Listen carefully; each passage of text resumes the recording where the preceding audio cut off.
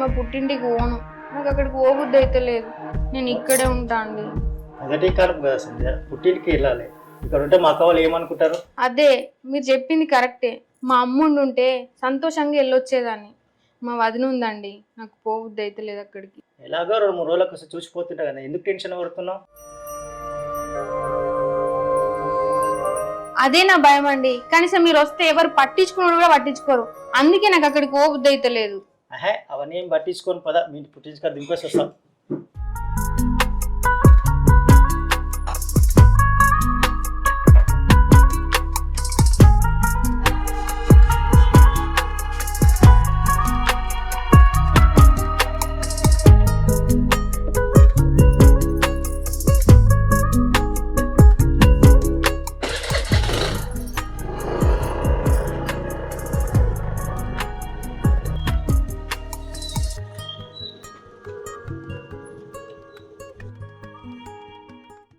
అమ్మా పేరా వచ్చింది. బాగున్నామా? మీరు బాగున్నామా? మంచిగానే ఉన్నామే. నువ్వు ఎట్లున్నావు? నేను బాగున్నామా? నీ పానం ఎట్లుంది? బాగున్నామా? టైంకి టాబ్లెట్లు వేసుకుంటానా? తిన్నావు మరి? తిన్నా ఇప్పుడు తిని టాబ్లెట్ వేసుకుంటా. అన్న ఇట్లా ఉన్నాను చూడు లోపల. వదిన అన్నయ్య ఉన్నారా? ఇంట్లో ఉన్నది ఉన్నారా? పోయాము పోడామా? అబ్బబ్బబ్బబ్బా, ఇది మళ్ళొచ్చింది. దీనికి పెళ్ళైన సంవత్సరానికే కడుపైంది. నాకు గిన్నెళ్ళైనా నాకు ఇంకా కడుపు అయితే లేకపోయే. నా బతుకు కగ్గిదలుగా పెట్టా, నా బతుకు పాడుగాను. ఏం బతుకో ఏమో, ఏం పుట్క రాసుకొని వచ్చింది ఈ భూమి మీదకి. దీనికి సేవ చేసి చేసి ఈయన చేతులు పోతాయి. దీన్ని ఎట్లా చేసుడో, ఏం చేసుడో, ఏం చెప్పి ఇంటికెళ్ళి బయటికి పంపుడో.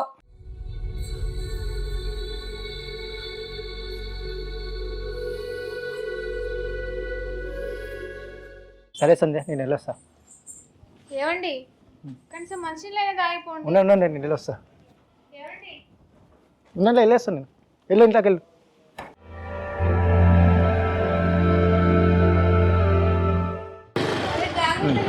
వెళ్ళు.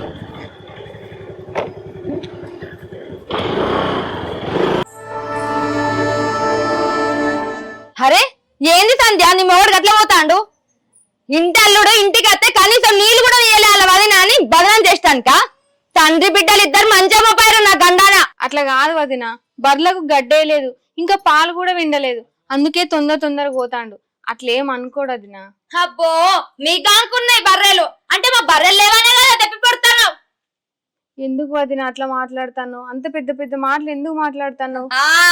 మాట్లాడంటే అమ్మా, నేనేం మాట్లాడకున్నా నీ కళ్ళకు అన్ని మాట్లాడినట్టే కనబడతాయి. నువ్వు గింతంత మాట్లాడితే వాళ్ళు ఎన్నెన్నో అడ్డాలు తీసుకోవాల్సింది వస్తుంది. ఇడిదే ఇంట్లో నడువిగా.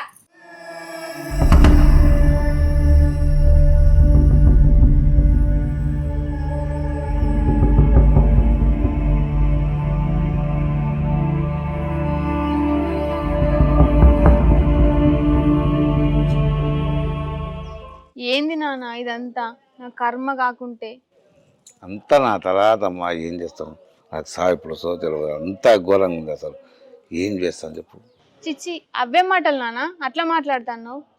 ఈ రోజు అమ్ముండి ఉంటే నన్ను ఎట్లా చూసుకును? ఒక మహారాణి లెక్క చూసుకును. నా తలరాత మంచి లేదు నాన్న, అందుకే ఇట్లా అవుతుంది.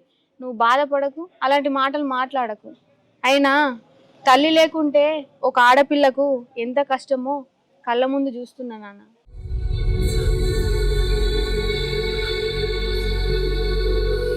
వామ్మో వామ్మో, నేనేదో అన్నట్టు ఏం పెడతారు ఒకలేపులు.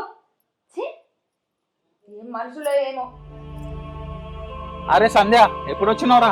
మధ్యాహ్నం వచ్చినన్నయ్య. బావని ఉండమనకపోతేవి.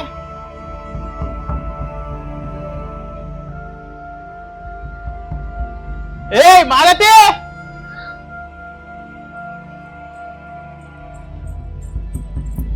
బావేడిపోయిండే.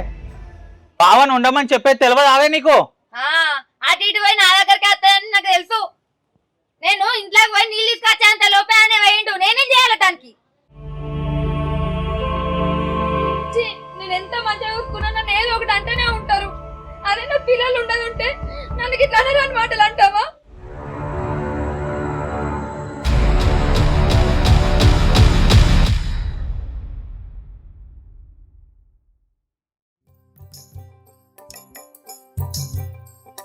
Hey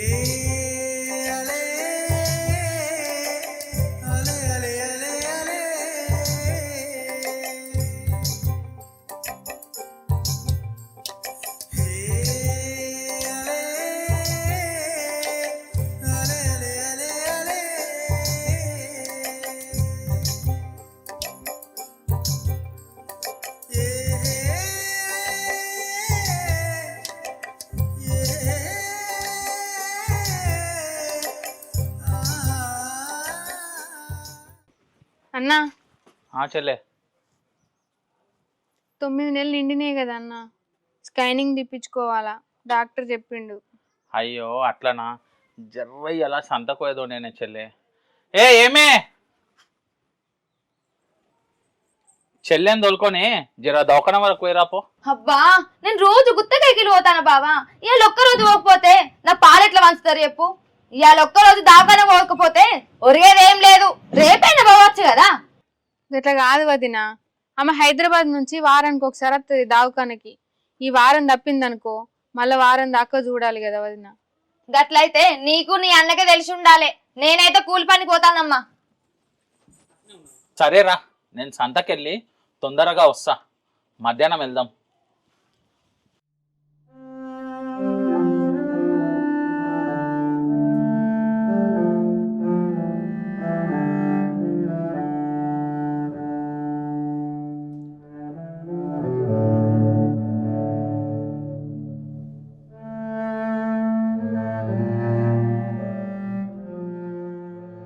నా బిడ్డని దవాఖాన కన్నా తీసుకుపోనీ దేవుడు.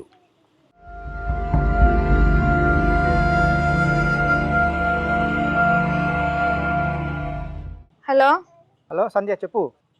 ఏమయ్యా, ఈరోజు స్కానింగ్ చేయించుకోవాలా. అన్నున్న వదినేమో ఇద్దరు కలిసి పనికి పోయిళ్ళు.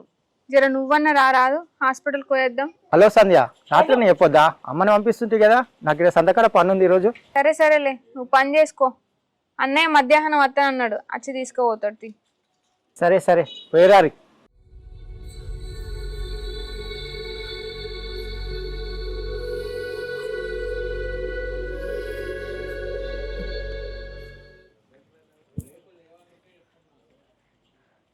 అక్క, మా అమ్మ తాళం చెల్లి ఇచ్చిందా? ఇచ్చిపోలేదే స్వాతి. ఎటువై నువ్వు ఎగ్జామ్ రాయడానికి పోయినావా? అవునక్క. మంచి రాసినవారా? రాసిన. కూర్చున్నదా కాసేపు.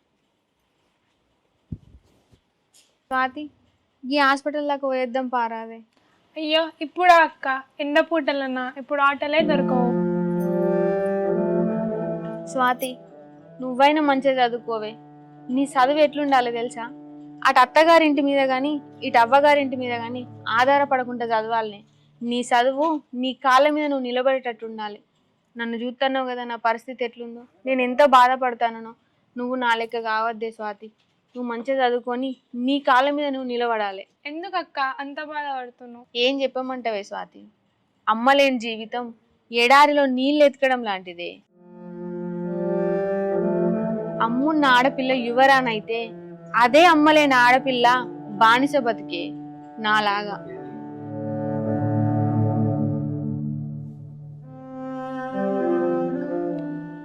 సంధ్య బాగున్నావా?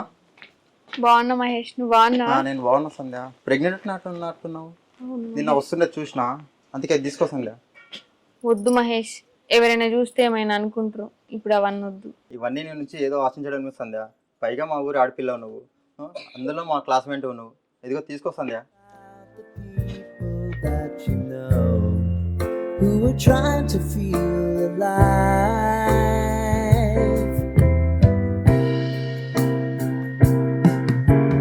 Life can get hard, so honey, if you need to cry,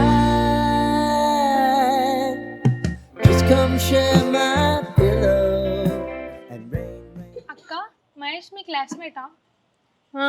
అవునే. మరి నువ్వు యాక్సెప్ట్ చేయలేదా? ప్రతి ఆడపిల్ల జీవితం పుట్టింటి సాంప్రదాయానికో గౌరవానికో అంకితమే. ఆ జీవితాలలో నాది కూడా ఒకటి. అయినా ఇప్పుడు గవర్న ఎందుకే? నా బుడ్డోడు బయటకు వచ్చిందనుకో, వాడే నా ప్రపంచం. అబ్బో, వీళ్ళ సంతోషపడుతున్నామే బుడ్డోని కోసం. ఈ బుడ్డోని గురించి సంబరపడైతే సంబరపడుతున్నా కానీ వీడిని దావకాన తీసుకుపోవడానికి ఒక్కరు కూడా దిక్కులేరాయే టైంకి. అక్క, మహేష్ గారు బండి ఉంది కదా, రమ్మని రాదే? మధ్యాహ్నం అయింది, మీ అన్న కూడా రాకపోయా, వచ్చి తీసుకోపోతాడు కదా. వద్దులేవే, మళ్ళీ ఎవరన్నా చూసిల్లనుకో తప్పుగా అర్థం చేసుకుంటారు. అరే లైట్ తీసుకో అక్క, ఒకసారి అన్నకు ఫోన్ చేసి మా ఊరు అబ్బాయితో హాస్టల్ పోతున్నా అని చెప్పు, అయిపోయా.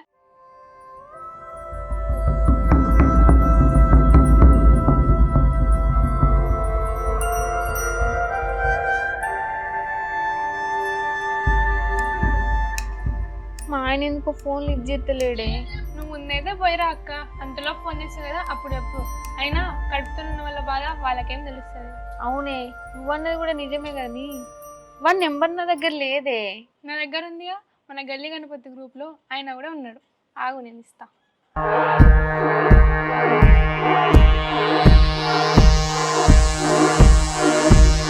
హలో మహేష్, నేను సంధ్యని మాట్లాడుతున్నా.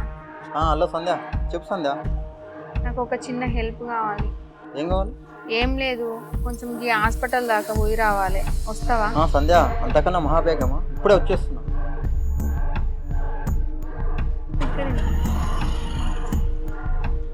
దా సంధ్య, వెళ్దాం.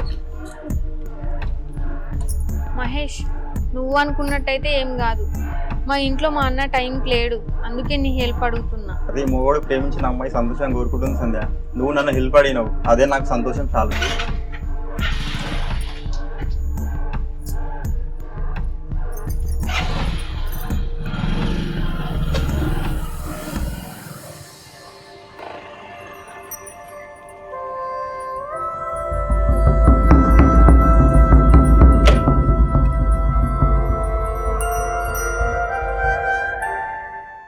బావా అక్క ఆ బాగుందా అక్క? బాగున్నాయా? సరే నీళ్ళు తీసుకొస్తావు.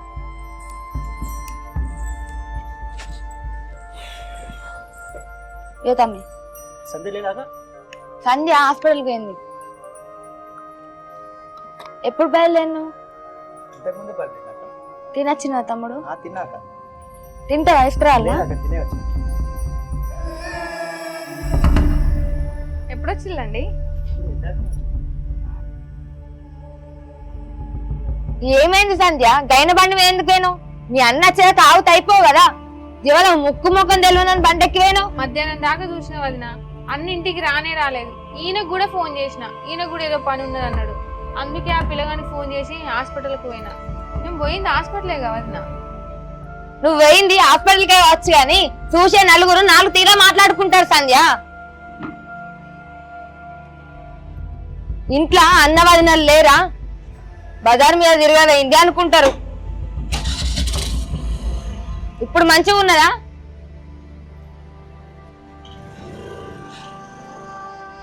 ఇప్పుడు మీ ఆయన కోపం కొద్దీ అలిగి వేయండు. ఆయన ఎంబడి పోయి ఎవరు కాలేలు మొక్కి బతిమలాడుకోవాలి? నాకైతే ఏం తెలియదు. మీ అన్న వచ్చినాక మాట్లాడుకో. ఇక ఎంత చెప్పినా